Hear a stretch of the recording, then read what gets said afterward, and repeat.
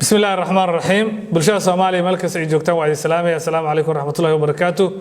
waxaan rabaa inaan idin la wadaago galabta martiqaad inaan ka helay ra'iisul wasaaraha Soomaaliya mudane Maxamed Xuseen Rooble kuna soo booqday xafiiskiisa runtii waxaan isdhaafsanay aragtiyo ku aadan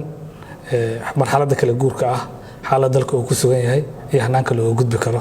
waxaan isdhaafsanay aragtiyo aad iyo aad u kala durugsan dawladda aragtiyadeena waa u gudbiyay aragtida murashaxiinta iyo dadka u heelan hoggaanka dalkana waan u gudbiyay aad iyo aad waxaan xushmad iyo xurmad u hayaa xafiiska iyo xilka